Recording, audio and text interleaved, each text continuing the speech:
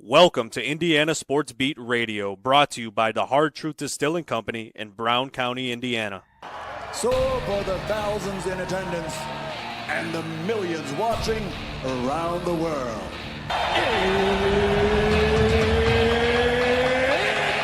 time! Three on the way. Oh! It went in! It went in!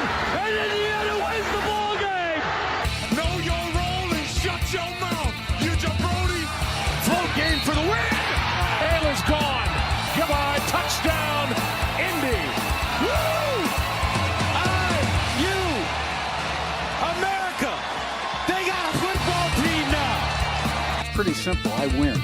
Google me. You know that I'm the cream of the crop. Now, from the Hard Truth Studios, here's Jim Coyle. Hello, sports fans. Welcome aboard to another edition of Indiana Sports Beat Radio, coming to you on this Friday from the Hard Truth Distilling Company studios. As always, appreciate you being with us, no matter where and how you're listening, whether it's on one of our great affiliates like 97.7 ESPN, The Ref, always the right call in Evansville, or 12:30 a.m., 104.7 FM, WJOB, the voice of the region, WJOB in Hammond, Chicago, and in Fort Wayne on 1380 The Fan, Fort Wayne's only sports station. Keep it locked right here for the best in content all day long. No reason to go anywhere else, as everything you need to know will be here. Appreciate you being with us as well. Looking forward to Todd Leary joining us here in this first hour, and apparently a few things to talk about. Let's see. Ryan Day gets a new contract. The NCAA is effective immediately. They're taking in the president's new executive board. Oh, yeah. Indiana is going to make an announcement today regarding something. Not quite sure what that is. I'm sure that our fans will give us the. Just kidding. Yeah. So for those of you that have been just waiting and wondering and hoping, it looks like an announcement is coming. That will, I guess, bring the situation to a head, so to speak, regarding Indiana's basketball coaching situation. And their hand was kind of forced, to be honest with you, to do it before tomorrow, as Michigan and Dusty May comes in. Now, whether that's just coincidental, I think that whether or not there will be anything to do with Dusty as being a potential candidate for that position or not, I think it's as much about the reaction that was going to be taking place. And I think that with this announcement, they will hope that it will lessen the blow now. And I hope so as well. It's not a great look for Indiana. So, if it works out, great. Especially now if people are happy, then don't take advantage of the situation. So we'll see, but obviously plenty to get to today on the program. And what better timing than to have Todd Leary with us, as we'll be talking about that wholeheartedly, in addition to the fact that Indiana's got some basketball left to play. How will this impact the rest of their season? Will it help? Will it hurt? I look forward to talking to Todd about that and getting his take on those things, as well as your comments as well. For those of you following along on YouTube, if you can't catch us on radio, make sure you're giving us the thumbs up at the very least. If you're not subscribing, we'd like for you to do that too. But the thumbs up, give us the thumbs up if you like our content. Appreciate you very much. And glad to have you along. Big game tomorrow. Like I said, Indiana hosting Michigan. That's an early game. They'll get it out of the way early. Yeah, the rest of the season is going to be interesting. There is no doubt about that. it's going to be something. Joe, how are you doing, brother? You're always usually a little later to the, or John, rather, not Joe. He always comments, but it's usually a little later than so. Brian's at the ER.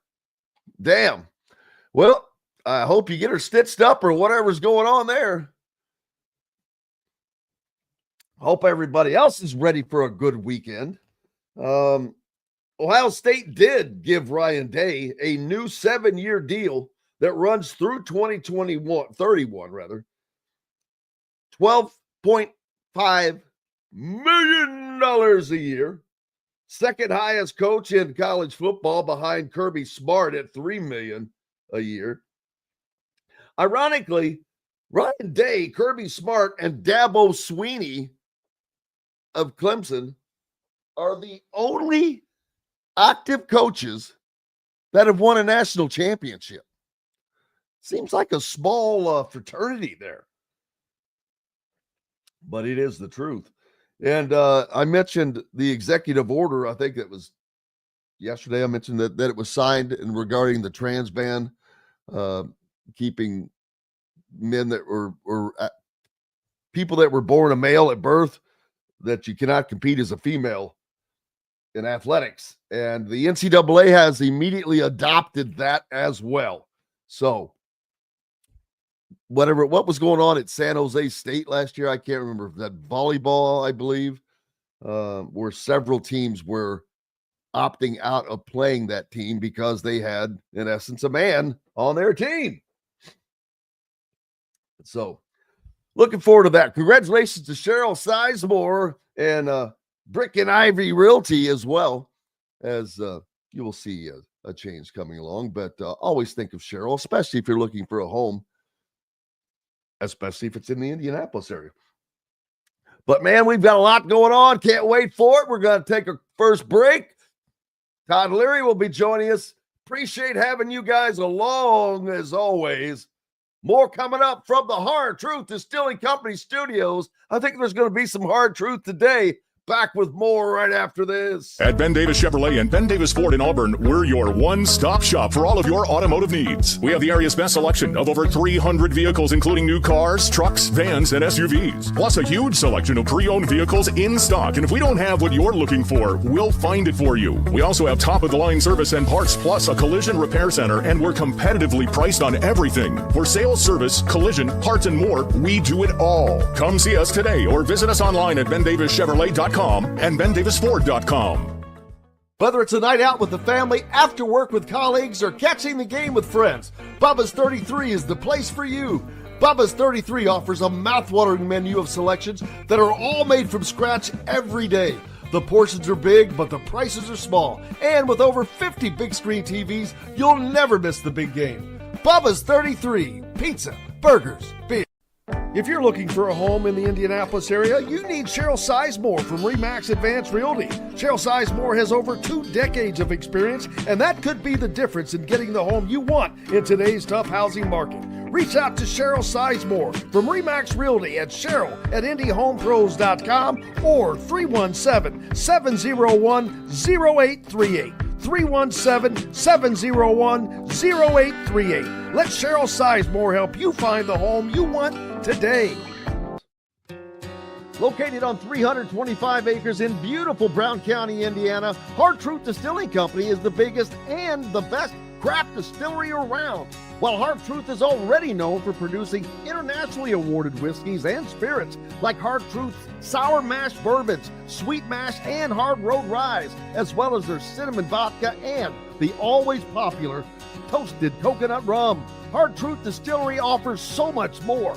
With a full-service restaurant, ATV, and distillery tours, as well as live music, you can spend an entire day at Hard Truth Distillery while making your entire family or group happy.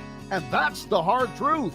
Hard Truth products are available across Indiana, as well as many other states. So no matter where you shop, if they don't carry your favorite Hard Truth product, tell them you want the truth, the Hard Truth.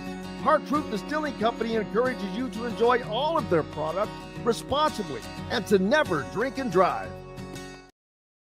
Welcome back to the Hard Truth Distilling Company studios on this Friday. Unfortunately, that brings in the king of myjumpshot.com, Todd Leary, shot father. Welcome aboard, brother.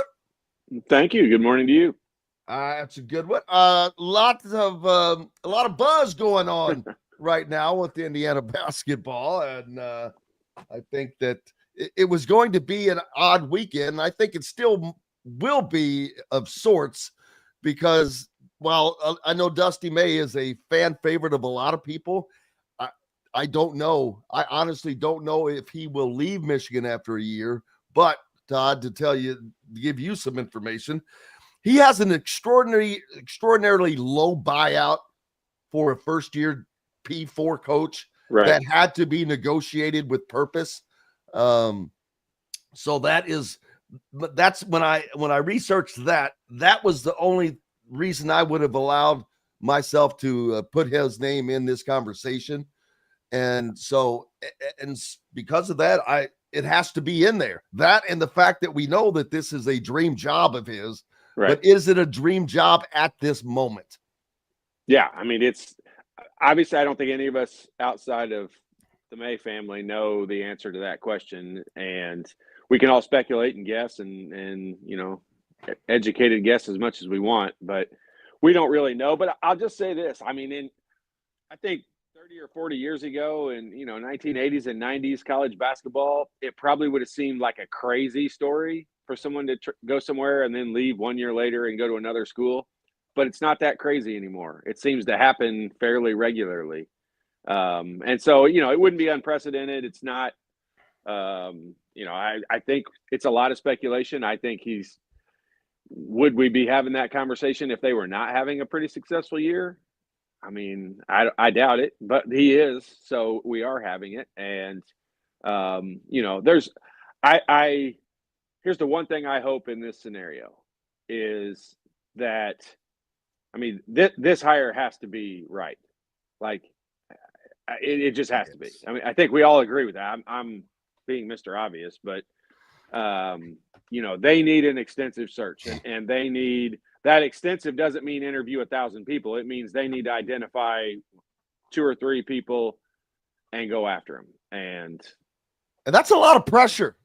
Let's be honest. No, there's no doubt about it. There's a lot of pressure on, coaches and players and all that stuff in the heat of battle and play. Well, if you want to translate that into your athletic director, I mean, there's a lot of pressure on this hire, just like there was on the football coach hire. And they obviously, I think everyone would agree, hit a home run on that one. So, to do that twice, I think Dolson's got an opportunity here to go down as one of the best ADs, certainly in Indiana history, if he can make a good hire here in the basketball program. Well, I'm glad you made that point because now that you say that, he, without question, has the possibility to go down as the greatest. Yep. Because if you can return Indiana basketball and you gave Indiana football life, that's like giving life to a corpse. That's Moses stuff, man. So, yeah, you're right. He would go down as the greatest in the history of the university. And it should be a lot easier than it has been for basketball, especially now with the changes in NIL and the portal. And for all the people that think, well, who would want to come here? Trust me. Everyone. Stop it. There's a line. There's a line. That's a ridiculous statement. People are forgetting. I don't care. People that are saying that are not in the know. They don't understand how the big time sports business works, because there are a few coaches that are at their destination. Like that's their destination of where they would want to end up. And that's probably a half a dozen, maybe 10 coaches that are at the spot no matter what job opened up. Mark Pope's an example. Like, he's not leaving Kentucky unless he gets fired or goes for an NBA job. And there's a few guys that are in that circumstance. Everybody else is open and fair game, and Indiana is still on that top, you can say 10 list, but that's kind of even a joke. It's probably on the top 3 or 4 lists of people who are not at their end destination or where they their alliance is I mean, it's a sought after job. Forget the fact that they have all the tools. I mean, the NIL budget makes it, I'm going to say, one of the easiest jobs in the country. Absolutely. None of them are easy, but it makes it No. it makes it much easier than if you didn't have that budget. They have resources that few programs offer. Right. Few programs. Wipe your camera off if you don't mind there. Yeah, I don't know what's going on there. And what would keep Dusty from taking this job, in your opinion? This is Did that work? This is all opinion stuff. I What's mean, that? did it work? Oh yeah, that's fine. Yeah. Don't worry about it. I mean, what would keep Dusty from doing it? I mean, the circumstances, like, being, you kind of fall in love with where you're at. I can tell you this: it wasn't an easy decision for Dusty to leave Florida Atlantic, and I think he'd be the first one to tell you that. He built a lot of good relationships with people down there. Dusty's incredibly likable, and so when you develop those kind of relationships with people that are around there, I'll just be honest with you. I said this to you on your show. I'm not exactly sure when, but it was close to this time a year ago. I said, if I were Dusty May, I would hang around Florida Atlantic a little bit longer and see if the guy from Miami retires, which he did, because he wouldn't even have to move houses to coach in Miami. He could have easily stepped right into that role. But you never know who's that coach, like Jim Larinaga. Yeah. And so you never know. I mean, he was up there in age. We knew that, but they just went to the Final Four. It didn't look like he was going to retire. And so that decision at that time didn't look like it was going to open up. Timing's a bitch sometimes. And, that seems to have been the biggest problem for Indiana basketball. Their timing seems to have been horrible. It has been. It's fought against them. There's no doubt about it. But, I mean, other schools have fought that same, some of the same battles, and they have, this is to move forward and be positive moving forward. But I'll just say, like, in the hiring process, when they did hire Mike Woodson, I think when they hired Coach Cignetti, I think when whatever that committee was that included Dolson and Pam Whitten and some of the board or whoever was involved in that decision, I think when they walked out of that meeting with Coach Cignetti, they said, that's our guy. No question about it. He may not have the name of some others, but he's got a plan, and I believe in his plan. And that needs to happen in the next hire for the basketball program. I'm not saying it needs to be a no-name guy, but it needs someone who walks in there with a plan and says, this is my plan and this is how I'm going to execute it. End of story. And it's going to happen. And, I don't think that happened in the last hire. And I also don't think Dolson and Pam Whitten were the decision makers in that last hire. And so hopefully this time it's just a different process. Yeah, well, I think that there's not going to be much doubt that the process will be a little different. I think the success in football will bear that fruit, and it's time to let the guy whose job it is to do that without interference. And he's proven that he is more than capable of doing that. And I'm talking, of course, about Scott Dolson, the athletics director. It's going to be, I don't know how much of an exhaustive search it will be, because we already know the names. I mean, we think we know. Yeah, we think we know. We think we know. No, not everybody was thinking Curt Cignetti right off the bat. Not anyone was thinking Curt Cignetti right off the bat. Yeah. I never heard of Curt Cignetti. Well, I had heard of him only because I have to follow it, but it didn't take long for those to fall in place. But and football is such a different beast, because you're trying to create a program that had nothing.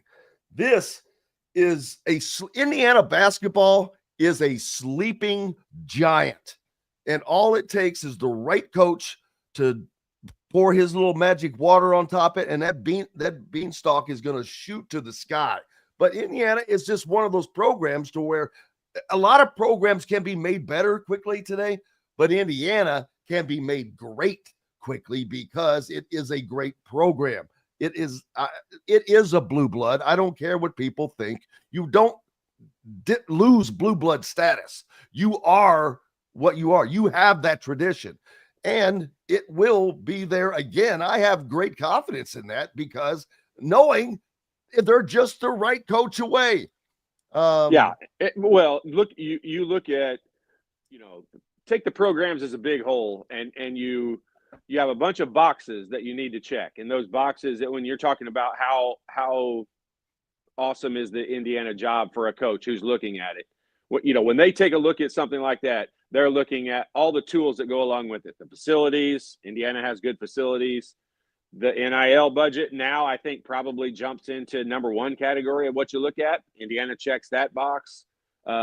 Indiana just down the list has, their blue blood status, especially when it comes to the tools that they have to offer a coach that's going to come in. So that puts them in another category. I use this as an example, not to rip on them, but just so that you can understand. Like Northwestern's in the same conference as Indiana, and they don't check those boxes. They don't have the NIL budget. Academically, it's harder to get kids into there. Like there's just a lot of hurdles you have to battle as the coach of Northwestern that you don't have to battle as the coach of Indiana. Now, is the criticism higher? Sure it is. But so is the pay, and so is the expectations, and so is everything else that goes along with it. So it's a blue blood job from that perspective.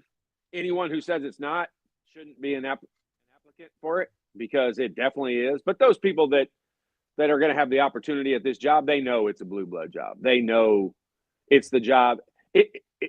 Coaches are egotistical, and they're also competitive. And this is a competition. And coming in here and turning this thing around is a competition that a lot of coaches want to be a part of and want to be involved in. Yeah, and Dusty May is in an enviable position, and a position that you kind of feel sorry for him for as well. No, I know. I don't feel sorry for him in the slightest. Hey, anyone who has multiple great opportunities, that's the thing. Congratulations. Yes. They put themselves in that position, and good for them.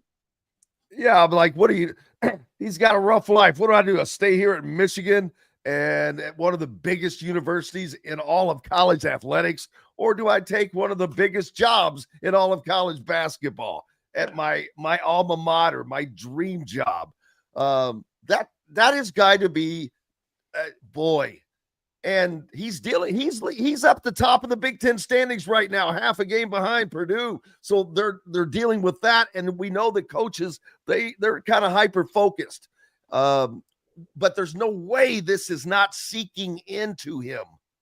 No question about it. Like, coaches can say whatever they want. He's going to say all the right things. He's going to say, hey, I'm focused on Michigan right now. We got a big task at hand. They got a pretty important game here tomorrow in Assembly Hall. So, as much as things sometimes don't align, sometimes they are aligned pretty right on. And him being here this weekend might have a little extra meaning behind it. And so it just is, there's a lot of factors that go into, these situations. And I don't think, Dusty is a very smart human being also. He's not going to take the bait and answer the questions wrong. And the reason for that's not being misleading. The reason, and most people probably understand this, but like, Dusty is loyal. He's loyal to those players that are on his roster right now that he is committed to and given 1,000,000% for. He is committed to them. Now, let's all be for real. At the end of the season, all of those players are going to, test the waters in the transfer portal, see where the money's at, like all these different things. So everybody's loyalty is kind of a 1-year loyalty nowadays in college basketball. It used to be 4 years you're committed to somewhere, and now it's 1 year. And that's okay. That's where the game is. And so you just adapt to that. But I think Dusty will fulfill his commitment of being 100% a Michigan Wolverine. And he may do that for the next 20 years, but he's for sure going to do it for the next 2 months while they've got a chance to make a good run here in the Big Ten and the NCAA tournament. And then at that point, I think he'll maybe sit back and think a little bit more about it. Yeah, they're in contention for the Big Ten title. Now, Sure they are. Purdue kind of has the upper hand right now, but they only have a half-game lead. Michigan and Michigan State play twice over the next 5 weeks. Big games there. Purdue has big games coming up. They've got to play at Indiana again, amongst others. So this race is far from over. Michigan State kind of quiet right now. They were the leader in the clubhouse, but then they go out on the West Coast, lose a couple games in a row, and their toughest schedule is it's backloaded. So I said to you last week. I think of you every damn day when I start talking about Purdue. I said, "Damn, Todd said it. This is how it was going to be," because I didn't pay attention to Michigan State's schedule, and once I did, I'm like, Todd looked at this schedule ahead of time. Yeah, it was definitely backloaded. Like they had a. But I will say this: it was. No games are super easy in the Big Ten. You've got to play well to win them. And Michigan State put themselves in a really, really good position. But if you looked at their schedule, they're not they've got to beat you technically. Like Michigan State is not one of those teams. They're not going to overpower you. They're not going to, stifling defense and shut you down to 50 points generally. They're not going to make a million threes and shoot you out of a game. They're just technically going to pick you apart, and they've got a pretty good tactical coach sitting over there on the sidelines that's good at coaching this type of team.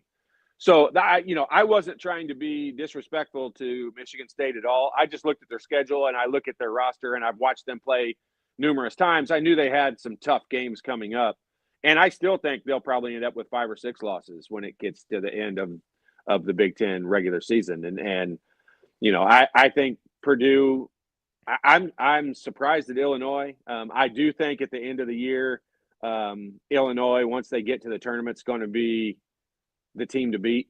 They battle a lot of injuries and illnesses. And they played really well together early in the year. I know you didn't ask me these questions, but the Big Ten as a whole, I think at the end of the year, it's going to have, Purdue's going to be up there, and Michigan and Illinois. Yeah, there's only 5 teams that even have a shot right now. And if I were being honest, those other, they're within 2.5 games. So things can happen. I just don't expect Purdue to lose 4 out of their final 8 games. And that's what it would take for one of those teams to catch up.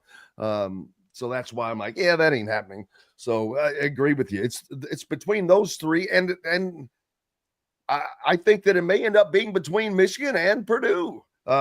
Michigan's got a hell of a combination. We'll talk about that more coming up in a minute. But what they run out there, whoo!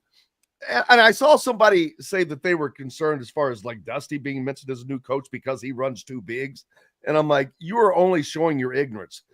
When we talk about Indiana as 2 bigs and Michigan's 2 bigs, the only thing that's the same there is they're big. Other than that, it's different. Right. Danny Wolf is a prolific 3-point shooter at 7 foot.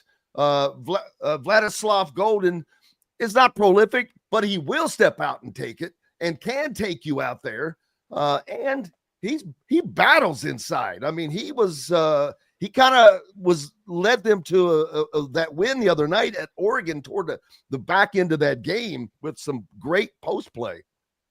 Yeah, and the bigs are I think we should call them tall instead of bigs, because exactly Danny Wolf's tall. I think you're right.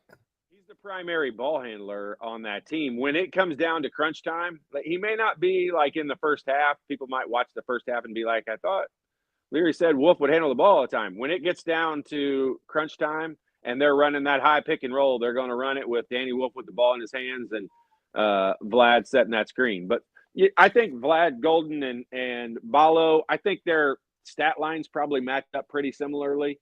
But other than that, that's the only similarity between the two, because no one on Indiana is like Danny Wolf. And just because he's tall doesn't put him into the category of playing 2 bigs. And if he plays 2 tall guys, let's just put it that way, because Indiana would love to have the circumstance of playing, one of their 7. Well, it's kind of like a Kalel Ware. They had it in Kalel Ware of sorts. Well, he could step out and shoot, but he didn't handle the ball. Like, Oh yeah. And Danny Wolf didn't have the Danny beef. Wolf is the guy. Danny Wolf plays the same role as Trey Galloway on Indiana, only he's 7 feet tall and not 6'4". Yeah, and so it's a gigantic difference. Yeah, they're an interesting team, and they're difficult to defend, but it also creates some situations where you can create some matchup problems for them because those two big guys are going to be on the court. And Danny Wolf is a good team defender, but he's not a great one-on-one defender. And if you had a guy that could go at him with some quickness, you could create some problems. But they definitely create issues for other teams. We'll talk more about that in the next segment with Todd. But something I want to talk about as well is Mike Woodson. His legacy as a player. He was a great player. He was one of the great players in IU history. And I hope people don't forget that, because you just have to separate the two, to be honest with you, because they're two completely different things. And I don't think that he did anything with malice during his tenure. Just for whatever it was, he was not the guy for a lot of reasons. You're not going to turn the job down, but I hope people will continue to remember him as the great player that he gave to Indiana. But a lot of none of today's fans know that unless they're told that, because it was so long ago. Now they're all they know of is as the coach of Indiana. And look, when he took that job, you're opening the book back up on what your legacy is going to be like at Indiana, and that's one of the risks / opportunities that you give yourself, create for yourself in that decision to take that job. But at the end of the day, when reunion teams come around and all of that kind of thing kind of happens. People will cheer for him exactly the same way they would have had he never taken this job. That part of it won't really matter. But to think that people are just going to overlook this failure of a coaching stint that we've had here, I think would be crazy to think that we're not going to remember that, because this has been a failure. I don't. Outside of himself, I mean, he's the only one I think right now that would not deem this as a failure. I agree. I think he thought he was coming back next year. I truly believe that. I don't think that he is happy about his quote unquote retirement. Yeah. But it's unfortunate. But that's part of the problem, is he seems to be oblivious to too many things that are right in front of him. No question about it. Like the fact that, I know firsthand that they did not deem last year a team that did not make the NCAA tournament. They did not deem that as a failure. And that's when I knew that their measurement bar and mine were different. And the NCAA tournament is the end all be all. That's the only way you give yourself a chance to win the national championship. And we weren't a part of it, and we're not going to be a part of it again this year. Those are failures. You set out goals at the beginning of the year and what those are. And he even identified those at press conferences and said Big Ten championships and national championships are our measuring stick, and we are nowhere near either one of them. That equals failure. Absolutely. And do you have a top three? Chris Beard, Dusty May, Bruce Pearl. Well, that would be my three. If we had it out of one of those three, I would be extremely happy. I'm not saying there aren't other people I would be extremely happy about. I'd like to learn more about the guy from Drake.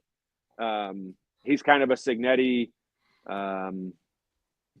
story. It's kind of a Cignetti route and journey on his way through. So I would like to learn some more about him. But if I had to rattle off, Ben McCollum, right? Yeah. There's his name's been scattered around, but the first two those have to be the number 1 and 2 picks by virtually everyone, I would think. Now, obviously, Chris Beard, there's the baggage he might have, and that people will talk about. But man, if you want to talk about Indiana winning next season, either one of those two, and Indiana is winning next season and in the tournament without question, in my opinion. Now, you've got Dusty May, who has to make a huge decision because there's no way he's not going to get the job offered to him, whether it's back channeling or however. He will have the opportunity to turn it down. The only question there for me is, do they go to Chris Beard next? Because he wants this job, Todd. He wants to be the coach at Indiana. He constantly pays homage to Bob Knight, and not that means a lot.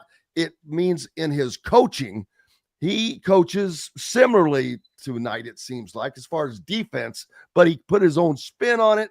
And he has that, you can kind of tell that he has discipline. His players are not going to walk off the court and avoid a handshake line and that kind of thing. And neither is he. I mean, it honestly becomes a difficult task to try to identify which. So if you're going to narrow it down to those three, which that's just you and me talking. It's not narrowed down to those three. But if it were, I have a tough time ranking them. Which one I would want 1 versus 3. I can make an argument for all 3 of them, and I have a closer relationship with Dusty May, so he obviously would probably be my number 1 choice. But outside of, I can make an argument for Chris Beard and why he would be awesome, and I can make an argument for Bruce Pearl and why he would be awesome. So, and at the end of the day, it may be somebody we don't have any idea about. And the only thing with Bruce Pearl is, for me, and obviously he's a great coach. He's got the number 1 team in the country right now. And I think that he would love this job, this challenge as well. But he's 65. That's a little late. If you have a coach at 65, that's okay. But to go get one that's 65, boy, that's a little late. And because you're going to be doing this again in 4 or 5 years, most likely. So that's not the necessarily. He's there's 65. Rick Pitino is a young 74, man. Right. There's Archie Bunker looking 65, and then there's guys who look pretty young at 65. And Bruce Pearl's got so much energy. You watch him on the sidelines, like I would not let age scare me in that regard. He's got, if things were cooking and things were going well, he's got 10, 13 years left in him. And you look at Larinaga this year, he was up in the 70s when he retired. I mean, we got to go no farther than to look at Don Fisher. I mean, that guy is mid-70s and looks 45. Made a deal with the devil, man. Man, that dude, he is going backwards in age, which is awesome for all of us. I hope his voice stays the same forever, too. That thing is butter. John asking, was this announcement made to temper the crowd? Yes, I believe that Probably. It was. The timing standpoint, it was going to be a bad look. It would have been a bad look for Indiana. Period. Except for, I'll say this. When you say the announcement, is there an announcement I didn't see? I haven't seen an announcement yet. It has not been announced. Speculation. We're all educated speculating. Yeah, it has not been announced yet. Right. And I'm not picking on John. I know exactly where you're coming from. He's saying, we're all saying it. The expected announcement that's coming.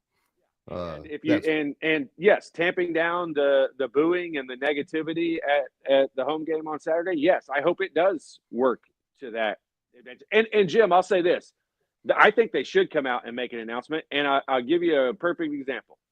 You just a minute ago made the statement, and I have seen on Twitter dozens of people already say, let's remember, if this happens, let's remember Mike Woodson as the player and what he gave to Indiana University. You can already see people with a little bit of empathy, like stepping back there, he sucks, fire him mode, and they're into a little bit more of their humanistic side of things. And if that's what it accomplishes, then they should make an announcement, and it should be that way because, look, everyone, if the fans know there's a change coming and we want a change to come, and that change means change to winning. If the fans know that that's most likely coming at the end of the year, then I think everybody will cool their jets and behave a little bit more appropriately at the games. Yeah, and I agree. I think that's exactly why this was done. Hey, we've got to take a break. We've got the great Todd Leary with us from myjumpshot.com. For those of you that have kids, no kids, are a kid, or anyone that needs help with their jump shot or basketball fundamentals, just go to myjumpshot.com. Back with more from the Hard Truth Distilling Company studios right after this break. Located on 325 acres in beautiful Brown County, Indiana, Hard Truth Distilling Company is the biggest and the best craft distillery around. While Hard Truth is already known for producing internationally awarded whiskeys and spirits like Hard Truth's sour mash bourbons, sweet mash, and hard road ryes, as well as their cinnamon vodka and the always popular toasted coconut rum. Hard Truth Distillery offers so much more. With a full-service restaurant, ATV, and distillery tours, as well as live music, you can spend an entire day at Hard Truth Distillery while making your entire family or group happy. And that's the Hard Truth. Hard Truth products are available across Indiana, as well as many other states. So no matter where you shop, if they don't carry your favorite Hard Truth product, tell them you want the truth, the Hard Truth. Hard Truth Distilling Company encourages you to enjoy all of their products responsibly and to never drink and drive. Ugly Grouper, located on beautiful Anna Maria in Florida, is the place to be, and not just because they have unforgettable meals, including locally sourced seafood. The Ugly Grouper has your favorite craft beers and cocktails, along with live music every day. The Ugly Grouper is family-friendly, able to host private parties, and has the biggest grouper you've ever seen. The Ugly Grouper is the place to be on Anna Maria Island, Florida. Tell them Indiana Sports Beat sent you. Go to theuglygrouper.com for more information. When it comes to apparel and promotions, Freethink has you covered, literally, whether it's 24 or 200 shirts for sports leagues, businesses, or groups. Freethink Apparel and Promotions can also create your very own merchandising store. Freethink Apparel and Promotions did it for Indiana Sports Beat Radio, and they can do it for you. Whether it's screen printing, embroidery, digital printing, promotional products, vehicle wraps, or anything else under the promotional line. See what Freethink Apparel and Promotions can do for you at freethinkapparel.com. At Ben Davis Chevrolet and Ben Davis Ford in Auburn, we're your one-stop shop for all of your automotive needs. We have the area's best selection of over 300 vehicles, including new cars, trucks, vans, and SUVs. Plus a huge selection of pre-owned vehicles in stock. And if we don't have what you're looking for, we'll find it for you. We also have top-of-the-line service and parts, plus a collision repair center, and we're competitively priced on everything. For sales, service, collision, parts, and more, we do it all. Come see us today or visit us online at bendavischevrolet.com and bendavisford.com. Welcome back to the Hard Truth Distilling Company studios on this Friday. Heading into the weekend, I hope you got good plans to head out to Indiana. We'll host Michigan tomorrow in an early game with Dusty May. And yesterday, ESPN was the first to, I think, Pete Thamel and Jeff Borzello were the first to release the news that Mike Woodson is not expected to return to Indiana next season. Of course, that's something that wasn't shocked about. I think we all expected that, but you never know until you know. And so now they move forward. How does this impact the team for the rest of the year? Because strangely enough, as bad as this team has been, they still have an outside shot, Todd, to make the NCAA tournament. Not that I expect that, but had they won the Maryland and Purdue games, which were within their grasp, they'd probably be on the brackets right now, first four in or last four in rather. And that changed everything. They still, because of their schedule, they still have big time games starting tomorrow with Michigan, followed by Michigan State, Purdue. You get a couple of those quad one wins, and that can change the fortunes. I don't know that they can get enough done to do that. And I don't know how this will impact that, because if they do everything else the same, there's probably not going to be much change. I wonder what Woodson's approach is going to be for the rest of the season. It's going to be different, no doubt. Yeah, I mean, until they are statistically eliminated, yeah, I mean, you can say they have a chance to make a run. They haven't played in a fashion that I think would prove to us that they're. I mean, I was. I enjoyed watching the Purdue game. I thought they played well. I thought that not just played hard, or shouldn't have to say they played hard. They should always play hard. But I thought they played well in that Purdue game, where there were signs of hope. Where I thought, they could build off of a lot of things. But then the Wisconsin effort was horrendous, and it was terrible. And they never sniffed having a chance at winning that game. And so, then I go right back into negative Nancy mode on the whole thing. And, you can say until they're statistically eliminated, which all they have to do is make the Big Ten tournament, and they won't be statistically eliminated because they could still win the Big Ten tournament.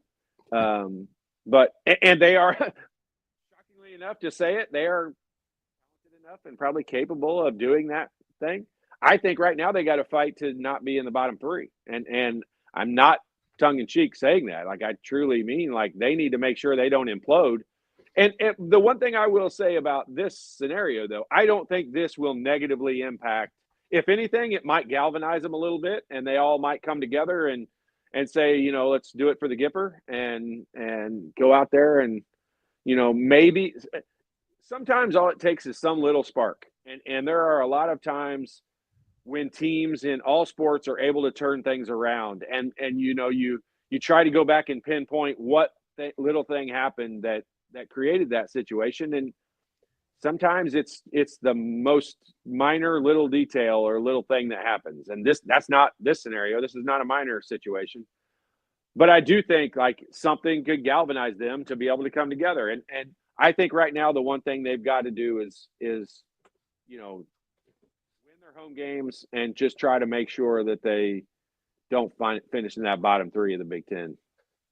Yeah, and as far-fetched as that would have sounded a few weeks back, Washington and Penn State are safe in the first two of those out.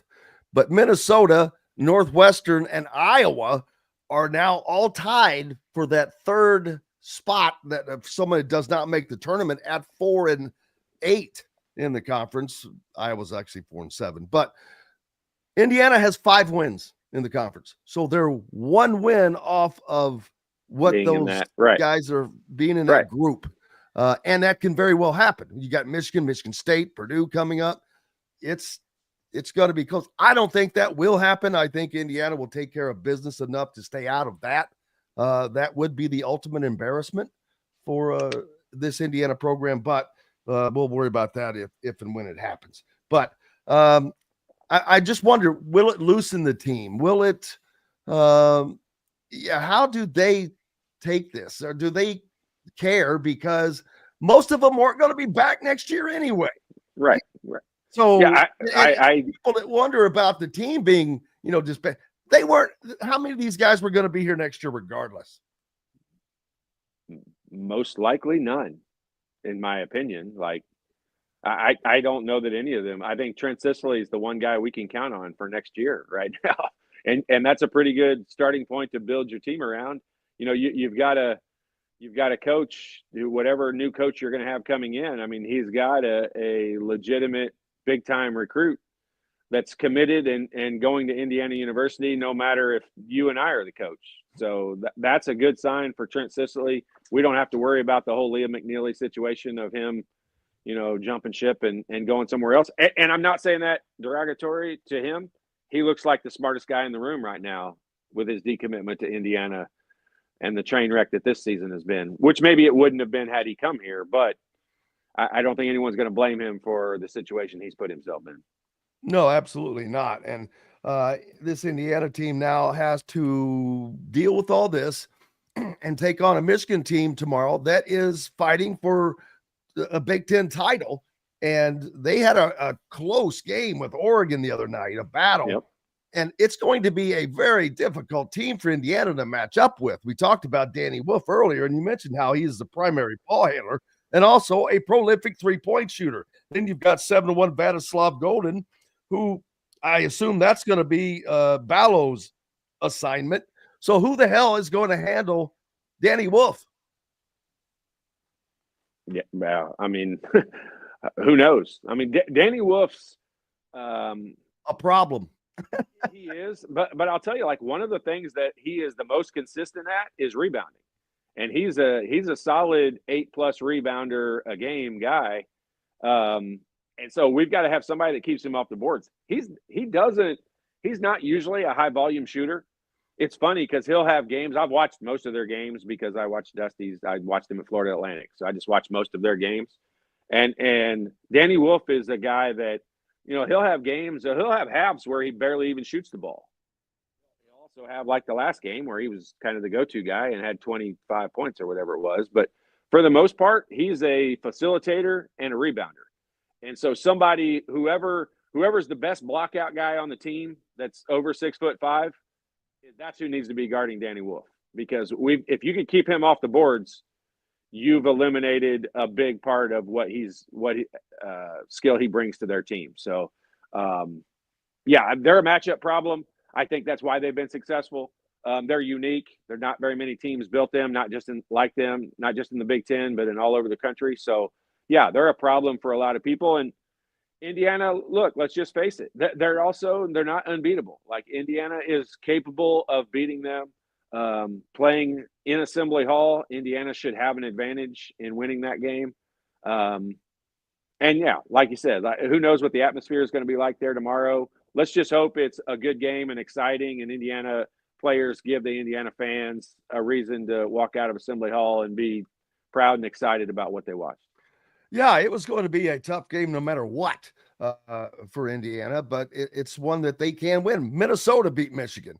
And as a matter of fact, Indiana is the only team in the Big Ten that has not beat a Big Ten team that will play in the NCAA tournament. And that has just been an elusive thing for this team. They cannot finish those types of games, whether it's Purdue or Maryland. They just have not been able to get that win. Although Ohio State, they do have a win over Ohio State, and as bad, Ohio State is 6-6 in the conference, 14-9 overall, not a very good record, but they're 26th in the net. Their net's up 26th. there, and they beat Kentucky by like 30, and yeah, they've got some good quality wins. They have things on their resume Indiana doesn't have. Didn't they beat Purdue? Yes, I think so. Yeah. It's crazy. So I take that back. Ohio State may be the only team that they have beaten that will play in the NCAA tournament, but that net ranking is shocking how high it is. They're 500 in the league and not that far over 500. Well, look at like Oregon. Look at Oregon. Oregon's under 500 in the league, and their net ranking. Yeah. I mean, and they're ranked in the top. They were in the top 15 last week. So yeah. I mean, I think they've lost 4 in a row now, but. Yeah, not the East Coast swing wasn't good for him, or the Midwest swing wasn't good for him, rather. But so Indiana now moves forward, and it has to be a sigh of relief for everyone. The negativity that has been sitting, the cloud that's been hanging over the program, has just sucked. It hasn't been fun it's not fun for you. It's not fun for me. I promise you. It's not just not fun, it's embarrassing. It's not just not fun, it's embarrassing. And the efforts that have been out on the floor, I don't just mean playing, I mean like the activity that's taking place on the floor. Balo walking off the floor, Balo screaming in the huddle, guys having to calm Balo down. Like, give me a break. Like, all of that's worn me out to the point where I don't want to watch it anymore. It's painful to watch. I give them the benefit of the doubt every game. It seems like I develop amnesia, and I'm like, all right, I'll watch again, and then they embarrass me again, and so. But I'll do it again. I'll do it again next week. It just is this team needs to finish with high character and high effort, and if they play their last many games with a lot of effort. Themselves the way they want to be remembered at Indiana University, we'll all applaud and be proud and be okay with how this season plays out, because there's nothing we can do about to change it right now. We're in such a terrible position as a program that it's not, I'm beating a dead horse here with that one, but we just have to ride this season out and get through it in as good of a character manner as we can. Oh, absolutely. And the healing, because the fan base, it's just been such a fractured program, and to now kind of put a salve over that and heal that. And winning cures everything. Trust me, look at Indiana football again. They went from not being able to get people to stay in the stands past halftime raising ticket prices 3 times what they were before. Yeah, to not being able to get into the damn place. So yeah, and trust me, that will happen faster with Indiana basketball because there's so many people that are just waiting. They have been waiting for so long, Todd, for this thing to be what it should be. Yeah, there's no doubt about it. And you know, I think a lot of coaches would agree with the statement of saying the whole Big Ten, and for that matter, the whole NCAA is better off when Indiana University is good. And, you know, the Big Ten is better off when Indiana is good. College basketball as a whole is. It truly is. It really is. It's better when North Carolina's good. It's better when Kentucky's good. It's better when, you know, the UCLA and the Blue Bloods are good. And, you know, as much as other teams hate to say that, like, you work for a really, really, really long time to put yourself in that position. And you know, I had nothing to do with it. This is way before me. What they built in the 70s and 80s at Indiana University, you know, put them in a category that not very many other programs are in. And there's other teams that have joined that category, but Indiana is still in it. You can't take away those national championships that they have. Now, it's time to stop talking about those. It's time to start working on putting new one up on the banner, up on the wall. And so, yeah, a lot of good things have to happen in this hire, and it has to be the right one. It just beating a dead horse and Mr. Obvious, but it has to be the right one. No doubt. Todd Leary, the shot father for myjumpshot.com. Maybe you go there if you need help with your fundamentals. You know somebody that does, you have kids or whatever the case may be. That's where you go. Appreciate you, brother, as always. Same to you. Have a good weekend. You as well. That's going to take care of it for this hour. We're back with more on the backside. Zack Osterman, the insider for the Indy Star, will join us. We're back with all that and more from the Hard Truth Distilling Company studios. Located on 325 acres in beautiful Brown County, Indiana, Hard Truth Distilling Company is the biggest and the best craft distillery around. While Hard Truth is already known for producing internationally awarded whiskeys and spirits like Hard Truth's sour mash bourbons, sweet mash, and hard road ryes, as well as their cinnamon vodka and the always popular toasted coconut rum, Hard Truth Distillery offers so much more. With a full-service restaurant, ATV, and distillery tours, as well as live music, you can spend an entire day at Hard Truth Distillery while making your entire family or group happy. And that's the Hard Truth. Hard Truth products are available across Indiana, as well as many other states. So no matter where you shop, if they don't carry your favorite Hard Truth product, tell them you want the truth, the Hard Truth. Hard Truth Distilling Company encourages you to enjoy all of their products responsibly and to never drink and drive. If you're looking for a home in the Indianapolis area, you need Cheryl Sizemore from RE/MAX Advanced Realty. Cheryl Sizemore has over 2 decades of experience, and that could be the difference in getting the home you want in today's tough housing market. Reach out to Cheryl Sizemore from RE/MAX Realty at cheryl@indyhomepros.com or 317-701-0838. 317-701-0838. Let Cheryl Sizemore help you find the home you want today. Whether it's a night out with the family, after work with colleagues, or catching the game with friends, Bubba's 33 is the place for you. Bubba's 33 offers a mouthwatering menu of selections that are all made from scratch every day. The portions are big, but the prices are small. And with over 50 big screen TVs, you'll never miss the big game. Bubba's 33 Pizza. Andy Moore Honda is Bloomington's #1 Honda dealer for a reason. Buy a new Honda and get a 3-month break from car payments. That's right, no payments for 90 days. That includes the all-new, all-electric Honda Prologue. And you get it for just 0.9% financing. Or the 2024 Honda Ridgeline Black Edition or the Honda Accord LX both for just 1.9% financing.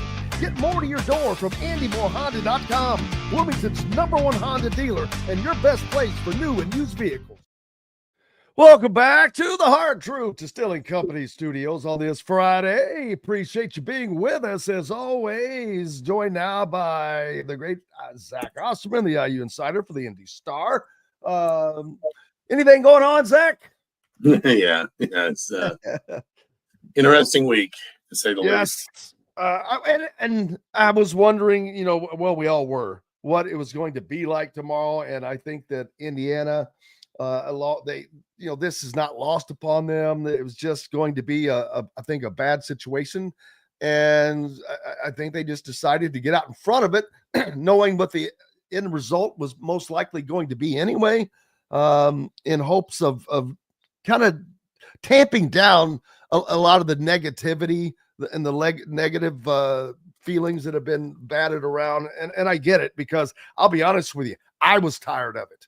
I was tired of talking about it, tired of hearing about it, because it's kind of, what's coming. So just, I keep telling people, I was like, man, just let it play out. Let it play out. And now it seems like it is heading in that direction, although an expected announcement, I don't know that that's coming today or before the game or not, but it's expected one is coming at some point soon. Yeah, I mean, what I would say is, just like what I've gotten to a point of feeling comfortable reporting, it adds up kind of last check last night. Nothing was finalized or resolved.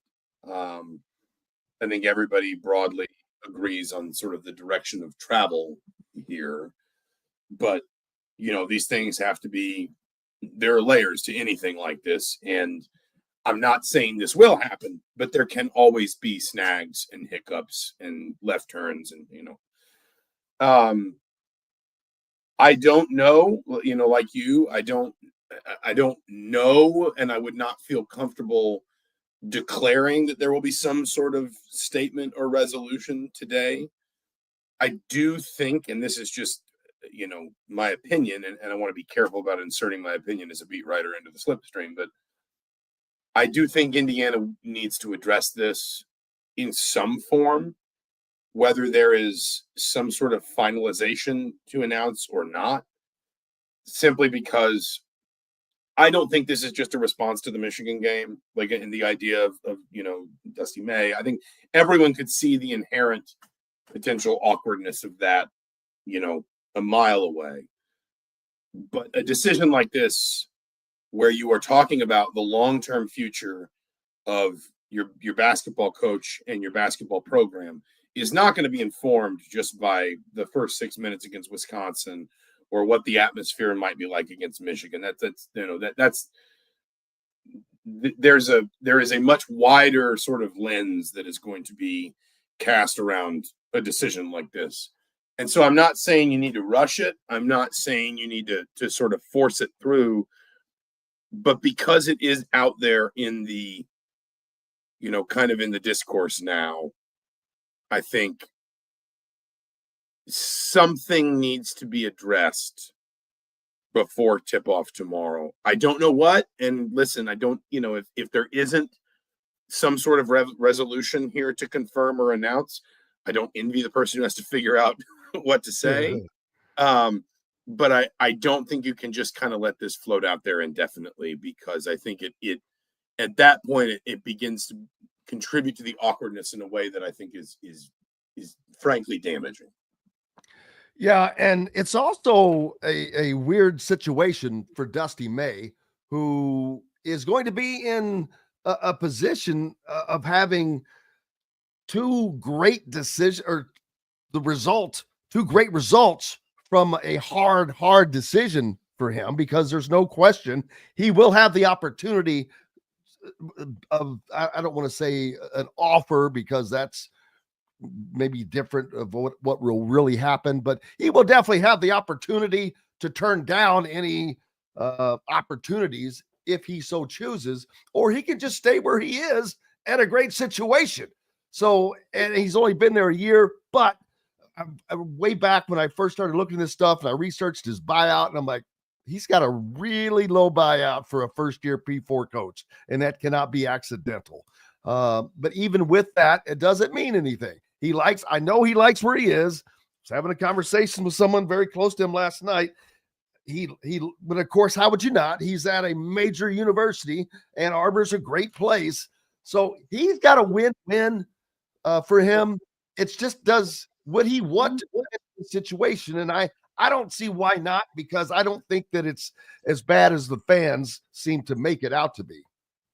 Yeah, I mean, I also just think, like, you know, and obviously I want to be careful with the way I sort of phrase things, because I don't want people to take, you know, something as fact that I'm presenting as either like hypothetical or opinion. So, like, hypothetically speaking, if the job comes open, like, you know, and I know you weren't suggesting this, but Indiana can't go to a place where it's only focusing on one candidate anyway. Like, you know, Indiana, there are ways in which this job has probably not been this difficult in 50 years in terms of, you know, maybe some fan apathy or impatience in terms of, you know, Indiana's obviously, I don't think this is controversial to say, and this is not specific just to one coach. It's kind of, you know, a 25-year problem, but Indiana's sort of, you know, recession away from, you know, maybe it's play, you know, where it was in the sort of firmament of college basketball. On the other hand, there are ways in which this job is probably more appealing than it's been in a really long time. Revenue sharing, NIL, you know, I think there's going to be a stark divergence in college basketball when rev share hits between football schools and schools that will at least prioritize basketball to a point. Indiana, of course, will be one of, you know, the leaders, I think, in that area, financially speaking. If that's, you know, if that's kind of what you have, if you're Indiana, and again, hypothetically speaking, the job does open up, you should absolutely examine a coach who took Florida Atlantic to a Final Four and is now having success in the Big Ten. And you know, it's sort of one of those where for years we said, you know, does Indiana need to hire an IU person, you know, an IU alum or something? And the answer always felt like, hire the right person, and if they have IU ties, that's even better. You know, that kind of describes Dusty May to me. But the list, you know, should not and will not, you know, sort of begin and end with Dusty May. If you know what I'm saying, like there's got to be more examination of where Indiana is as a program and what Indiana's looking for, because I've pointed this out a lot in the last, you know, year. I wrote this when Kentucky hired Mark Pope. Programs like this don't tend to hire home runs. They tend to sort of like, they don't tend to hire great coaches. They make them. You know, John Calipari went from Memphis to Kentucky. You know, I think you could maybe make the same argument for Bill Self going from Illinois to Kansas, but you know, in the modern era of college basketball, there are a lot more examples of, you know, Roy Williams going from being an assistant at UNC to Kansas, John Shire and Hubert Davis, Tom Izzo at Michigan State. You know, Judd Heathcote went to Michigan State from Montana State. Gene Keady went from Western Kentucky to Purdue. Bob Knight went from Army to Indiana. Like Mike Krzyzewski did the same thing at Duke. Much more often, jobs like these make great coaches rather than hiring them. And there, I think, are a variety of reasons for that. And you know, we can probably leave a more in-depth discussion of that till down the road, because, you know, if we get to that point, there will be plenty of time to discuss it. But, you know, when people say it's got to be this person or it's got to be this person, I always just kind of pump the brakes and say, listen, like, most of the time we are talking about ultimately programs like this one, programs like Kentucky, programs like Duke making the coach rather than hiring the coach, if you know what I'm saying. So, you know, there's going to be a lot of focus on Dusty May tomorrow, of course. I think there will also just generally be a fair amount of focus on Dusty because he's in the Big Ten, and he's probably the only, you know, winning. Yeah, well, no, of course. If he's not, I mean, listen, no coach who's not winning is ever. You never. There's no hot board for any job in the world that includes a guy that's 4-12 in his conference. But like it's also because realistically speaking, you look around the Big Ten, he's probably the only sitting Big Ten coach somewhere else that would be a realistic candidate for the job if Indiana wanted to explore that. But I do not think the lens will be trained solely on any one candidate here. Indiana, if the job opens, and in particular, if it opens with, some time left in the season, whether it's some sort of negotiated announced retirement or whatever, and I don't want to speculate too much. I really don't. In Indiana's, I think, though, going to have some time to really stretch its legs in this search, and I think if it gets to that point, I think it should. And by doing this now and just kind of setting the table, it gives them that time.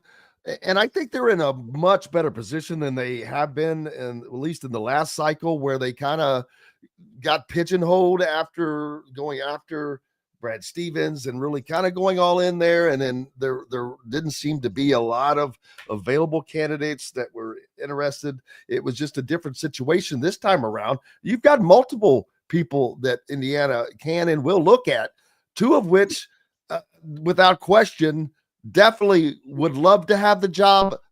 Dusty is one of those, but I don't know that he would love to have the job at this moment. Can't speak for him. He's in the first year of a great situation. Chris Beard someone mentioned earlier, I like the analogy, would walk through hell in a gas suit to get to Bloomington.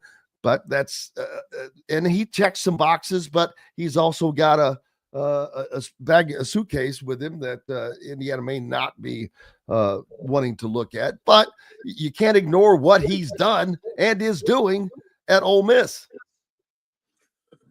No, I mean, listen, again, like I don't want to go crazy with names. I think we're all going to have, I suspect we're all going to have, long lists. And I think that, there's going to be an element too of like, what's Indiana looking for? Not just stylistically, but, age profile, background. I think about, for example, if they're not perfectly analogous, of course, they're different sports. But, when Scott Dolson went into the search that ended with Curt Cignetti, he had a very defined list of things he was looking for. He wanted a coach that had several years of successful experience as a head coach, running their own program, winning seasons, postseason appearances, etc. He wanted a coach with an offensive background. He wanted a coach that had coached quarterbacks before, because he felt like that was, a place like Indiana's got to have a head coach that can make quarterbacks and understands how to build an offense around and develop quarterbacks. He wanted a coach, and this was the most specific one, but he wanted a coach that had been a recruiting coordinator at some point in his career, because recruiting coordinator is not a job of, I guess I don't need to get too deep into this, but recruiting coordinator is not like a job of like, you're the one who's going out and recruiting everyone. The recruiting coordinator is the person who keeps everything organized and says, we need this many players at this position. This is how many we've offered. You need to go visit this one, and this one this week, and this one, and this one next week. The recruiting coordinator is the one that's in charge of the big board somewhere in the football facility that has, all of the details, and they keep track of all of that in their minds. I bring all that up because I think Scott Dolson was actually very forensic in the way that he built the profile that he took into the search that landed on Curt Cignetti. And I suspect if this job comes open, and I'm going to keep qualifying that until I don't have to anymore, just to be careful, that he would take a very similar approach to this, that it wouldn't simply be, well, just get me these 5 numbers and I'll call until somebody says yes. That there would be a real sort of, there would be sort of like a predetermined, these factors are going to be very important to what Indiana is looking for in its potential next head coach. And, if that settles on somebody like Chris Beard, then it does. If that winds up shooting the moon for one of the dream candidates that I don't think we even need to list because I think people know who they are, then, so be it. In Indiana, then maybe Indiana turns out to be one of those, few instances of a high profile program hiring an already high profile coach. But I just, there's a lot of road to travel between here and where we are now and there. And I suspect Indiana's going to be, nobody's going to rush through it, if you know what I'm saying. Absolutely. Well, it's going to be an interesting day tomorrow as Indiana welcomes in a Michigan team that is looking to stay at the top of the Big Ten standings. Indiana still not mathematically eliminated from potential postseason play, although I know it sounds a little crazy, but they've got opportunities coming, man. Q1 games that are big time. If they could swing some wins and maybe just pick up some galvanization from this, who knows? The possibilities are still there. Maybe not be the most expected thing, but it's still there, brother. I know you'll be at Simon Scott Assembly Hall tomorrow. Absolutely. I'll see you there. Absolutely. Make sure you're giving Zack Osterman a follow and a subscriber to the Indy Star. Keep local papers alive. Back with more. Coach Shannon Griffith joins us. Indiana, number 3 in the Big Ten by USA Today and the college portal, in the college football portal rankings. Number 9 overall. Some good news. We'll talk about that on the backside when we return to the Hard Truth Distilling Company studios. Andy Moore Honda is Bloomington's #1 Honda dealer for a reason. Buy a new Honda and get a 3-month break from car payments. That's right, no payments for 90 days. That includes the all-new, all-electric Honda Prologue, and you get it for just 0.9% financing. Or the 2024 Honda Ridgeline Black Edition or the Honda Accord LX, both for just 1.9% financing. Get more to your door from AndyMooreHonda.com, Bloomington's #1 Honda dealer and your best place for new and used vehicles. Ugly Grouper, located on beautiful Anna Maria in Florida, is the place to be, and not just because they have unforgettable meals, including locally sourced seafood. The Ugly Grouper has your favorite craft beers and cocktails, along with live music every day. The Ugly Grouper is family-friendly, able to host private parties, and has the biggest grouper you've ever seen. The Ugly Grouper is the place to be on Anna Maria Island, Florida. Tell them Indiana Sports Beat sent you. Go to theuglygrouper.com for more information. When it comes to apparel and promotions, Freethink has you covered, literally, whether it's 24 or 200 shirts for sports leagues, businesses, or groups. Freethink Apparel and Promotions can also create your very own merchandising store. Freethink Apparel and Promotions did it for Indiana Sports Beat Radio, and they can do it for you. Whether it's screen printing, embroidery, digital printing, promotional products, vehicle wraps, or anything else under the promotional line. See what Freethink Apparel and Promotions can do for you at freethinkapparel.com. Located on 325 acres in beautiful Brown County, Indiana, Hard Truth Distilling Company is the biggest and the best craft distillery around. While Hard Truth is already known for producing internationally awarded whiskeys and spirits like Hard Truth's sour mash bourbons, sweet mash, and hard road ryes, as well as their cinnamon vodka and the always popular toasted coconut rum. Hard Truth Distillery offers so much more. With a full-service restaurant, ATV, and distillery tours, as well as live music, you can spend an entire day at Hard Truth Distillery while making your entire family or group happy. And that's the Hard Truth. Hard Truth products are available across Indiana, as well as many other states. So no matter where you shop, if they don't carry your favorite Hard Truth product, tell them you want the truth, the Hard Truth. Hard Truth Distilling Company encourages you to enjoy all of their products responsibly and to never drink and drive. Welcome back to the Hard Truth Distilling Company studios on this Friday. Coach Shannon Griffith joining us, and normally it's all football, man, but crazy day. I hope you did some research this morning, because it may be a little hoops action in with you. Shannon couldn't join us yesterday, but on with us today. And boy, did you pick a day! To come on, boy. I had Zach Browning on last night, and even though my show is football, we had to discuss the happenings of yesterday evening as well. Yeah, what did you and Zach from the Hoosier.com have to say? Well, I think Zach has a pretty good insight on things just based upon his own coverage and what he does for Indiana rivals and such. But we just kind of discussed the fact that losing those two games where, end of game type of situations, there didn't seem to be a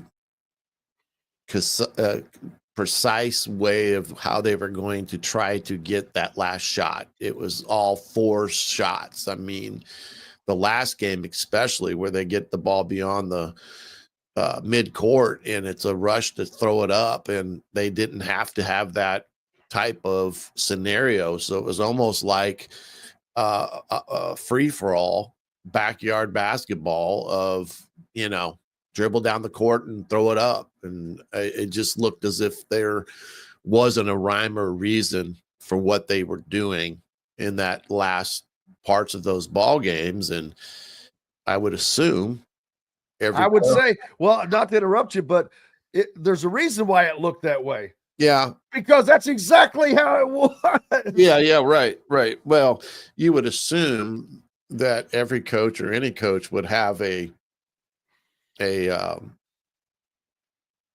dedicated play, scenarios that they cover in practice so that, everybody's on the same page. But it sure didn't look like everybody was on the same page in those situations. And it led to two losses that ultimately could have been 2 wins, and we wouldn't be talking about this today. Absolutely. But we are, and it's going to dominate things. But football, USA Today ranked Indiana the number 3 portal class in the Big Ten, number 9 nationally. That is huge. Indiana is now in the company of these programs that they have to compete with to remain at the level where they were last year. And they still have to do a little work to overcome the perceptions that people had of Indiana last year. But the good thing, I've talked about this, exhaustively. Next season, that is not going to be a problem because Indiana can go 10-2 and make the college football playoffs, in my opinion, without doubt, because their resume will be way better at 10-2 next year than it was at 11-1 this season. Because if they're 10-2, that means they have a road win over either Iowa, Penn State, or Oregon. You get a road win at one of those places, a home win over Illinois, and there's other teams that you're going to have to play at home. UCLA comes in, Michigan State will come in. You've got to go to Purdue. Wisconsin is a home game. So, but their resume will be better. And there will be no question if they went on the road and beat one of those 3 teams, and they have to do that, right, or they're not going to make the CFP. Right. Then we'll see where that goes. But out of one of those 3, got to win one, and they're more than capable. I think that they're going to be a better team next year. Right. On paper, it sure does look like that. I think they were able to really solidify their back end of the secondary, with what they were able to get there through the portal. And of course, Lewis Moore coming back. I think that was a huge pickup because of what he gives that back half. And, he's proven his value, especially the year before Coach Cignetti arrived. I mean, he had a pretty good year that year. So I thought they did a good job of solidifying the back end. Getting Aiden Fisher back, I think, was a huge opportunity that they seized on and were able to keep him here. You got Kamara back. Now he's joined by his little brother that they picked up as a last kind of a signee on the last day of signing day. And, nice little surprise there. Yeah. And offensively, you got to be optimistic of what they were able to get in terms of the offensive line. You get the Coogan kid and then transfers from Ohio State and, getting Benson back.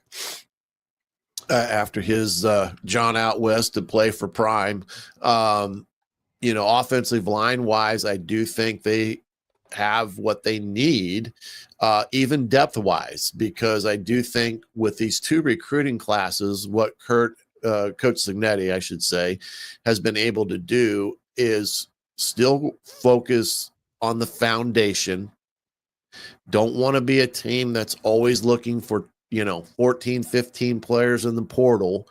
You want to build the young kids up through the ranks and then eventually them step into the positions of importance. But, I just think that they were able to address and bring in some power forward type kids. Anxious to see Mendoza and what he brings to the table. Everything looks positive there. His interview with Hoosier Connect, if anybody hasn't seen that interview, I would encourage you to go watch it, and you will see why that young man is a pretty darn good football player as a quarterback, because the way he handles himself, the way he talks, and you can tell that he has the mindset to go into a Coach Shanahan offense and pick it up relatively easily, I'm going to say. Yeah, well, he came out of Miami. We kind of know Right. He's a prolific thrower. He's thrown for 5,000 yards already. Has 2 years of eligibility left, so he's already in the mode of being a prolific thrower. And he didn't have a lot of great protection at Cal. He was sacked 41 times last year. How many times was Curtis Works sacked this season? Maybe 14. I was going to say 15 or less. Right. 41. Do the math there. Those opportunities, it's crazy. So Indiana has beefed up the line. What a great grab by the center you mentioned from Notre Dame. Started 13 games for the Irish last year in their national runner-up season. And the fact that you can tell by just some of the things that you were able to pick up about his time at Notre Dame, he was a guy that was a leader in the offensive line room. You could tell that those offensive linemen listened to him when he spoke. So I think bringing that in where, you lose Kadick, a very important piece of last year's puzzle in the offensive line room, to bringing in Coogan to fulfill that spot of a guy that can come in and pick up in the leadership department, as well as being a player that those guys can rally around. I just think it's all positive in that regard. And you can kind of see how this class was all shaped from not just the portal, but even from the true 25 class Frosh kids that are already in for the most part. You got 14 kids already involved in the program, and it's a pretty dynamic scenario where they are going to be able to do here through the winter workouts in the spring.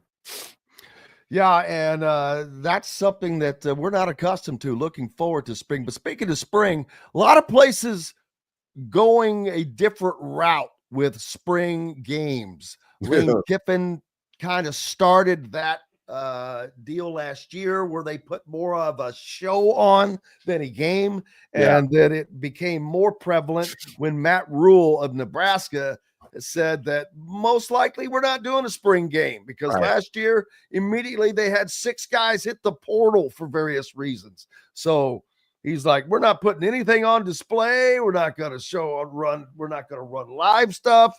And it makes sense. You've got to make adjustments when things are working against you. Yeah. The whole scope of, the landscape of college football right now, even with the signing day that was normally in February and everybody was geeked up to see how people fared out and things of that nature, it kind of lacked in that category.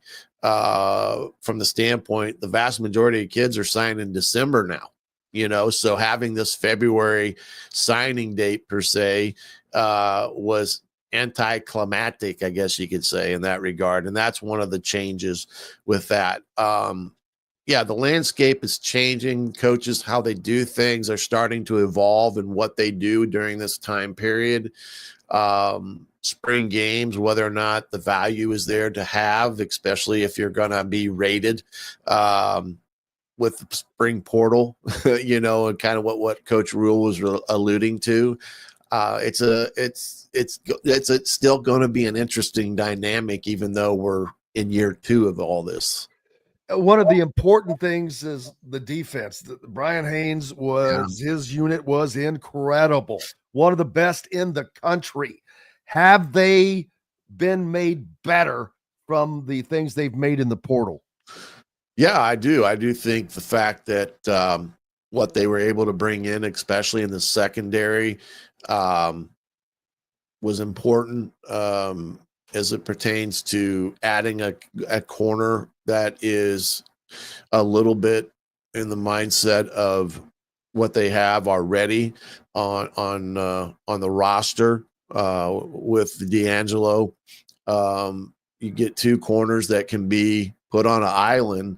It's a very beneficial way to attack an offense because now you can defend the run with more people than they have to block, and you still can be significantly sound in your back half and your coverage. So I do believe that was something that they've improved themselves in the back end. And I do think with some of the transfers that they were able to pick up along the defensive line will be beneficial as well.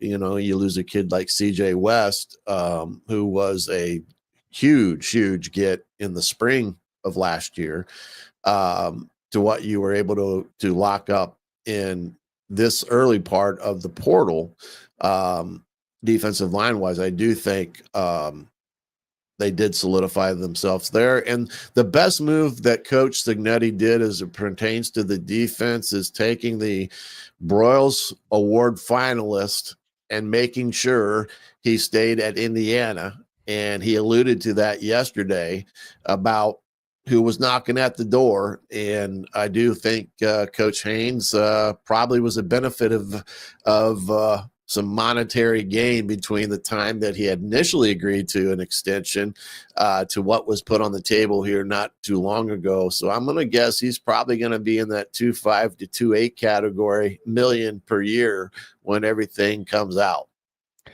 Not a bad neighborhood to be in. Yeah. It's not bad to be wanted. But that's the price of doing business, man. We've seen what happened. Ohio State lost their DC to Penn State. USC picks up Rob Ryan. Oh my God. I think that maybe playing for him would be fun because it would kind of be like playing for Mike Leach. Yeah. You never know what the hell's going to come out of his mouth. I'm glad I don't have that belly. My God, he's expecting triplets, man. But, it's gonna be a fun one, and lots of excitement, man. I mean, people are generally stoked for football. You're looking at a program that we're not talking about having a bowl season. We're talking about whether or not they can return to the college football playoffs again. Not a flash in the pan, not a one-hit wonder. This is for real, and this is how it's going to be. And locking Bryant down, that is going to ensure that for a couple of years, probably. Yeah. If they can keep it, it's just amazing to see, not just a turnaround, because we've seen that stuff happen for a season, but really turn the program on its ear. And now you've got basketball to do the same with, but it's 10,000 times easier to do it in basketball than it is football. Yeah. And it'll be interesting to see how they can manage that, man. Tomorrow's a hot ticket. Indiana hosting Michigan in basketball. If you got any tickets, I guarantee you they're going for a little price. Really? Everybody looking for tickets. Yeah, it's just a big game just because of a lot of things. It's a big game, but obviously because of the situation that is going on at the moment. Well, I guess if there's a positive that's coming out of this, and like I've always said, you never want to cheer for somebody to lose their job, I guess you could say, but Woodson understanding that things are not going his way as it pertains to the product on the court. He has the opportunity to kind of go out the way he wants to go. And I think that Dolson needs to be commended for allowing that to occur, especially to somebody that's a legacy at Indiana. And, I think that's the important part of all this. And it'll give Indiana a chance to do it right and send him out on his way for whatever direction he decides to go. But they'll be able to do it, and they can start their in earnest search, which they probably have done a lot before this all went down, to find the next leader of a program. And can Scott Dolson do the same thing that he was able to do, finding a Curt Cignetti that was able to come in and right the ship and create excitement and get people excited about football at Indiana? We're sitting here talking about a subject matter that people would not even be interested in discussing right now, Indiana football in February. And that's the thing that winning does, and putting a guy in charge like Coach Cignetti and getting the full-fledged support behind him from Dolson and Witten, which is vitally important. And they've made a good investment. Now, can they do that with basketball? I would say will be a little bit easier in terms of, prestige and what Indiana basketball has meant through the years from Coach Knight on. Yeah, Mark H says IU is an emerging superpower. Football hoops has been irrelevant since 2002. Well, that's not quite true. They've won a couple of Big Ten championships along there. They were ranked number 1 along there. But the thing is, Indiana basketball is and always will be a sleeping giant if they're not great. And they are a sleeping giant right now. And all it takes is the right guy to come along and sprinkle that magic dust. And you want to see a program revive like the Phoenix. It will fast. Indiana, I expect Indiana to be in the NCAA tournament next season, of course. How good they'll be, I don't know. I have to wait to see who they get as coach. But there will be a quick turnaround for Indiana basketball. And you add the expected success of football again next season to the excitement of no matter what, there's going to be great excitement around IU basketball. You add that together, Indiana has never had that. No, never had that double punch at that level. Right. Well, and in this day and age, it's critical because it's a direct translation into the admissions and people wanting to come to Indiana to get an education, which is by far a top tier educational spot when you talk about academics and what Indiana has to offer. But your front porch of your institution is always going to be athletics, and it is affecting you either in a positive way or a negative way. And when you have the positives like Coach Cignetti's year this past year, I guarantee it, their applications for enrollment probably went up some because of that and being on the national stage. That in itself is free marketing for your institution. I mean, you cannot put a dollar amount on that when you're in the national spotlight and talking on the Dan Patrick show or Pat McAfee show or whatever. It's free advertisement for the institution. So, all be told, that's why successful athletic programs, football, men's basketball, in this day and age, you can throw in women's basketball, are vitally important to the overall success and health of an institution. No doubts, man. What's up for you the rest of this weekend? I'm going to chill. I'll give you a call later. Got to talk to you about a couple things. And other than that, it's Super Bowl Sunday, baby.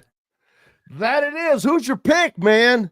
Everybody keeps asking me. I'm like, not that I have any insight. No, I'm like, how do you go against the Chiefs? Yeah, I just think it's almost one of those things that's a little bit impossible to try to go against the team that has been overly dominant in the Super Bowl for as amount of time as they have.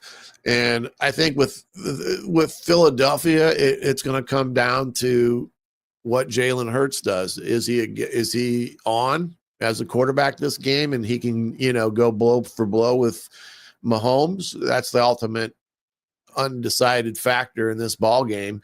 And of course, you've got a guy that you can tote the rock with Barkley. So that is another reason that can ultimately be a way of trying to shorten some of this game.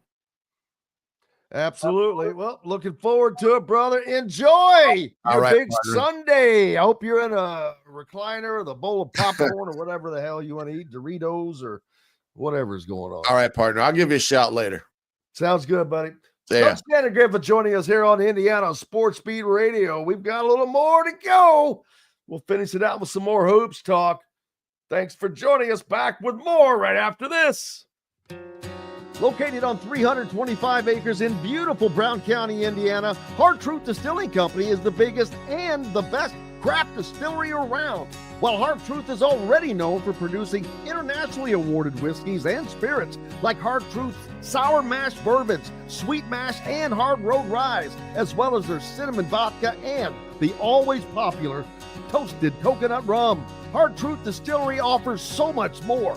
With a full-service restaurant, ATV, and distillery tours, as well as live music, you can spend an entire day at Hard Truth Distillery while making your entire family or group happy. And that's the Hard Truth. Hard Truth products are available across Indiana, as well as many other states. So no matter where you shop, if they don't carry your favorite Hard Truth product, tell them you want the truth, the Hard Truth. Hard Truth Distilling Company encourages you to enjoy all of their products responsibly and to never drink and drive. If you're looking for a home in the Indianapolis area, you need Cheryl Sizemore from RE/MAX Advanced Realty. Cheryl Sizemore has over 2 decades of experience, and that could be the difference in getting the home you want in today's tough housing market. Reach out to Cheryl Sizemore from RE/MAX Realty at cheryl@indiehomepros.com or 317-701-0838. 317-701-0838. Let Cheryl Sizemore help you find the home you want today. Whether it's a night out with the family, after work with colleagues, or catching the game with friends, Bubba's 33 is the place for you. Bubba's 33 offers a mouthwatering menu of selections that are all made from scratch every day. The portions are big, but the prices are small. And with over 50 big screen TVs, you'll never miss the big game. Bubba's 33 Pizza. Andy Moore Honda is Bloomington's #1 Honda dealer for a reason. Buy a new Honda and get a 3-month break from car payments. That's right, no payments for 90 days. That includes the all-new, all-electric Honda Prologue, and you get it for just 0.9% financing. Or the 2024 Honda Ridgeline Black Edition or the Honda Accord LX, both for just 1.9% financing. Get more to your door from AndyMooreHonda.com, Bloomington's #1 Honda dealer and your best place for new and used vehicles. Hey, welcome back to the Hard Truth Distilling Company studios on this Friday. Grateful to have you along for the ride, heading out on the weekend. Hope you have some great plans. Sunday, Super Bowl. Just mentioned that a little bit. What's the weather going to be like? It's not that that affects us because we're not playing. I'm just curious. 37 for a high. No biggie. But, yeah, the big talk, of course, around Indiana basketball. And I don't know when the announcement is going to come. Some reports said it would be before today's game or tomorrow's game. I don't know that. I don't know that that's necessary, although it would be nice for them to get out in front of it. But just allowing this to slip out I think has been enough to tamper down what would have been an even more awkward situation tomorrow when Dusty May makes his return to Simon Scott Assembly Hall for the first time as a coach. And it will be as an opponent. Now, the next time he is in Simon Scott Assembly Hall, will it be as coach? Who knows? I certainly do not know. I'm not going to pretend to. That's a decision that is not even close to being made yet. He hasn't been offered the job. I mean, you have to remember, he has a job at the moment that he is doing and doing pretty damn well as Michigan fighting for their spot at the top of the Big Ten table. Purdue currently in the lead by half a game at 10-2. Michigan State and Michigan both tied at 9-2, right behind them. They're trying to, Michigan State and Michigan, by the way, again, both play each other twice in the next 5 weeks of the season. So that's going to go a long way. I think Purdue plays Michigan State and Michigan again. They played Michigan once, destroyed them at home in Mackey. UCLA hanging around. They're only, 2 games back? So it's going to be fun to watch. I don't know how many teams are actually going to make the NCAA tournament from the Big Ten this year, though.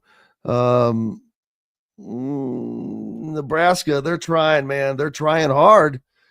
Their net is up to 48. But they're going to be on that Mendoza line. Oregon, they're going to make it in. They've got a crazy net ranking of 36, although they're 2 games under 500 in conference play. Their USC is only 1 game under 500. Oregon, who was just ranked in the top 15, like Todd mentioned, USC has a better conference record. Crazy. They have slowly risen up. Ohio State, man, they're 500, but their net ranking is 26. That is staggering. Wisconsin's net ranking, 16. You got Purdue, they're the leaders at 10. Michigan, 17. Michigan State is 21. UCLA, 25. Maryland, holy smokes. Illinois, 14. Maryland, 15. Pretty solidly there. Of course, how's it going to play out for Indiana? Who's going to be the coach? Next coach? Who will turn it down? I truly believe this has to be Dusty May's to turn down. Now, whether that will be,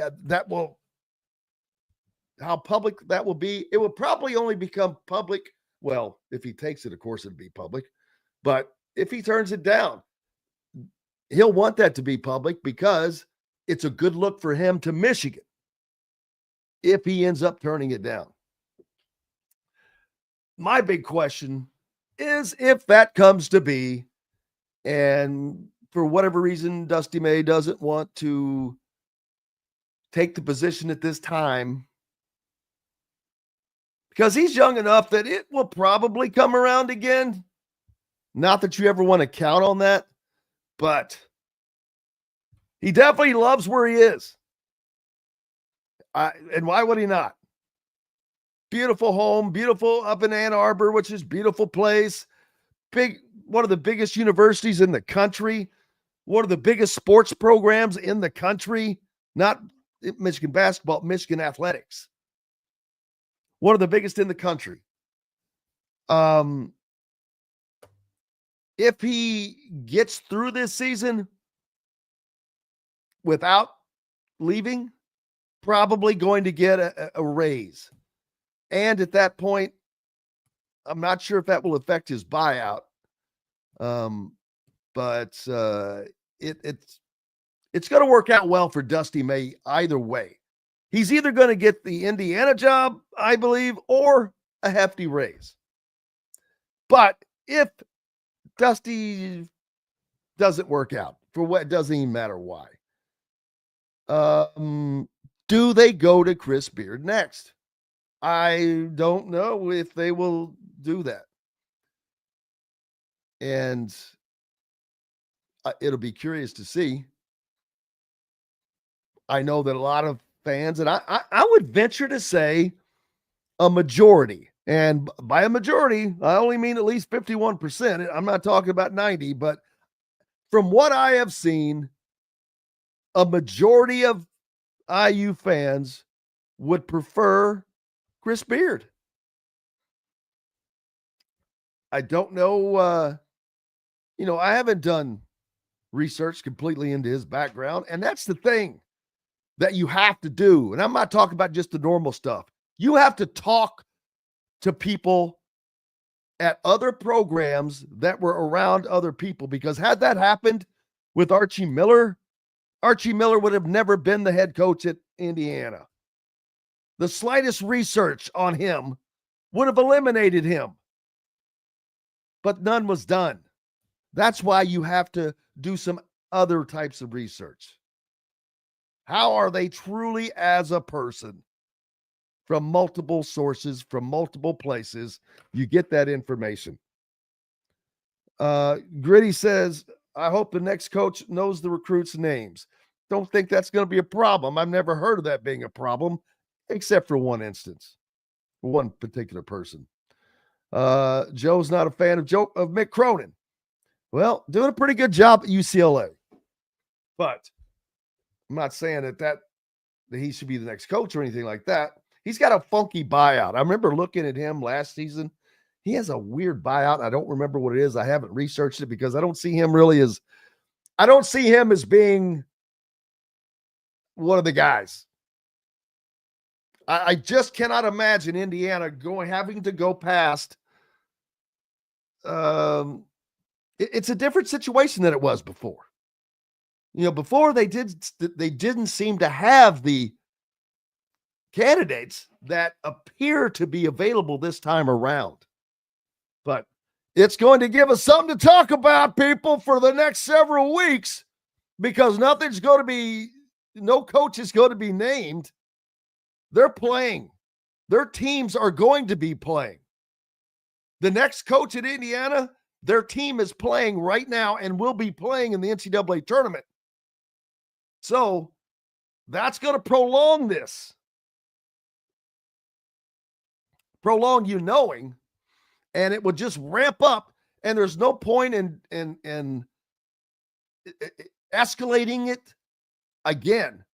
Yeah, I want to know too, just like you do. And not that we're not looking and all that. It's just just chill. You've gotten what you wanted and we're hoping for. So now just relax. Just relax. Let the season play out.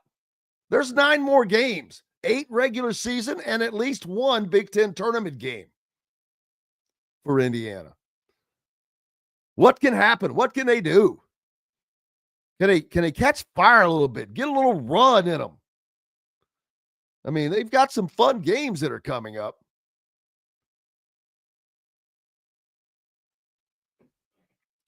Against some great opponents. I mentioned Michigan State, Purdue, all on the docket for Indiana and their remaining schedule. Man, it's been a great day as always. Big thanks to Todd Leary and everybody for joining us. Without you, we have no reason to be here and are appreciative. Hit the like button. For those of you following along on YouTube, please. It's easy. Just hit it. Touch it. Bam. It helps us immensely, and we're grateful for it. Absolutely. Absolutely. Chris Collins, there's all kinds of names being batted around. It's going to be fun next week. Buzz Williams, Grant McCaskill, we'll talk about everybody. Come Monday. On Monday, it'll be all right. Appreciate you for joining us on the program today. Go out and have yourselves a great weekend. Tomorrow, Indiana and Michigan. Until Monday, I'm Jim Coyle. I will see you on the radio.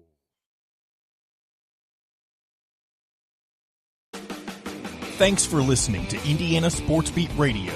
Be sure to subscribe to our YouTube page for more clips and team coverage of Indiana basketball, football, and more. You can also find full episodes and tons of other content on thehoosier.com. We'll see you next time for another edition of Indiana Sports Beat Radio.